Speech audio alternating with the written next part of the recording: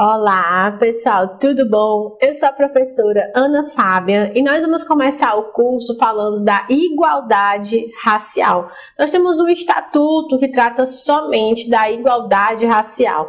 Então, tem-se a ideia de que o racismo institucional, ele atua de forma difusa no funcionamento das instituições e organizações mundiais. E aí provoca uma desigualdade na distribuição de serviço, benefício, oportunidade aos diferentes segmentos da população, do ponto de vista racial. Essa ideia também é do doutrinador Lopes, tá? E claramente tal fato tem origem histórica, tendo diversos estados legitimado historicamente o racismo institucional. No nosso caso, se tratando no Brasil, este fato dá legitimidade às políticas públicas de ação afirmativa da atualidade e nos permite o entendimento da complexidade que envolve essas ações. Também é uma ideia trazida pelo nosso doutrinador Lopes.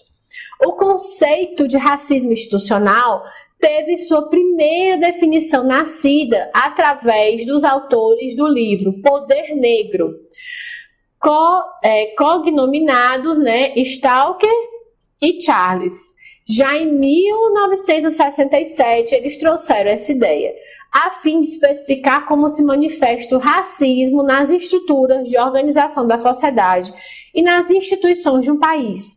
Então, para esses autores, que são ativistas, trata-se de falha coletiva, de uma organização em prover um serviço apropriado e profissional às pessoas por causa de sua cor, cultura ou então origem étnica.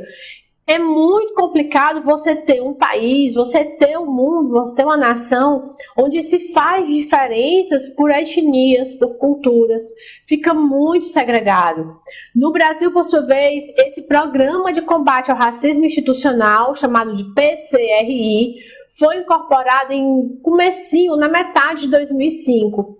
Definiu-se como o fracasso das instituições e organizações em prover um serviço profissional e adequado às pessoas em virtude de sua cor, cultura, origem racial ou étnica. Ele se manifesta em normas, práticas e comportamentos discriminatórios que são adotados no cotidiano do trabalho e os quais são resultantes do preconceito racial. Uma atitude que combina a ideia de estereótipos racistas, falta de atenção e ignorância. Então, em qualquer caso, o racismo institucional sempre coloca pessoas de grupos raciais ou étnicos sendo discriminados em situações de desvantagem no acesso a alguns benefícios que são gerados pelo Estado e por outras instituições e organizações. Já Jurema, ele trata do seguinte tema. Jurema Werneck, tá certo? Ele fala que o racismo institucional é um modo de subordinar o direito e a democracia às necessidades do racismo, fazendo com que os primeiros inexistam ou existam de forma precária diante de barreiras que são impostas. Essas barreiras, elas não existem, elas são impostas na vivência dos grupos e indivíduos que são aprisionados pelos esquemas de subordinação desse último grupo, desse último momento.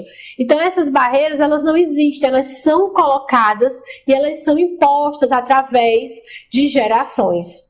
Os aspectos gerais e objetivos dessa lei, depois de 10 anos de tramitação no Congresso Nacional, que não é pouco tempo para ninguém, Se uma mãezinha tivesse gestante, a criancinha teria nascido e estaria com 10 anos de idade. Mediante esse processo, que tramitou aí durante 10 anos no Congresso Nacional, mediante o projeto de lei número 3.198/200, o Estatuto da Igualdade Racial veio nascer em 2010, em julho de 2010, com o número, como forma de lei 12.288 de 2010, passando a vigorar após 90 dias de sua publicação. Então, ele teve a vacatio legis, o período para começar a vigorar de 90 dias. Essa lei que a gente está se referindo, além de instituir o Estatuto da Igualdade Racial, alterou algumas outras leis. Alterou a Lei 7.716, de 1989, alterou a Lei 9.029, de 1995, e alterou a Lei 7.347, de 85, por fim, alterou a Lei 10.778, de 2003. Então, não pense que é desnecessário, não pense que você pode estudar o ordenamento jurídico, estudar direito, sem compreender esse Estatuto da Igualdade Racial. O que eu escuto muito falar e que às vezes a gente tem que estar respondendo com muita tranquilidade são aquelas pessoas que ficam questionando em relação às cotas. As cotas já foram muito discutidas, tanto cotas de universidade como cotas para concurso. E a ideia raiz, a ideia central de cotas, ela serve para quê? Para que existem as cotas? Para que elas servem? A ideia das cotas é o seguinte: eu trago para as cotas aquelas pessoas que estão à margem da sociedade, que se elas não... Já que elas não têm condições de competir de forma igualitária, eu preciso trazer de forma com que elas possam competir. Não é que essas pessoas entendam o seguinte, não é que as pessoas, seja por cor, por cultura, por etnia, elas não tenham capacidade. Não é uma questão de capacidade, é uma questão de quê? No momento que eu entrego o serviço público, aquelas pessoas, existem pessoas que não alcançam as escolas privadas de boa qualidade. Elas ficam, passando os anos em escolas públicas que não têm tanta estrutura como escola particular, cara. E aí elas não têm qualidade de ensino suficiente, já vêm de uma família desestruturada, porque os empregos são mais difíceis. Tem empregos sim, mas não são empregos de qualidade. Geralmente eles são ofertados empregos mais difíceis, com baixos salários. Então aquela criança, ela cresce no lar desestruturado quando tem um lar. Então não podemos dizer que existe igualdade e que vão competir de forma igual. Não vai, tá certo? Por isso que existe a ideia das cotas, que é para que se pegue na mão e se consiga puxar para cima. A ideia de que todos nós possamos fazer parte da sociedade. A sociedade é uma só. E aí nós temos que trazer a pessoa que tem deficiência física, psíquica, motora, sensorial. Temos que trazer as pessoas que ficaram relegadas pelo Estado, tanto em relação à educação, cultura, moradia, emprego, transporte. E nós temos que trazer todos para o mesmo patamar.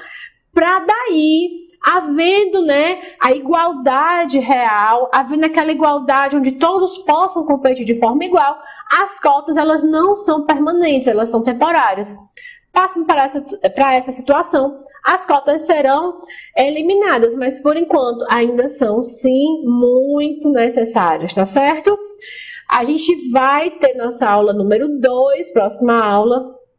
Vamos continuar o nosso assunto, a gente vai tratar todo o assunto em relação à igualdade racial.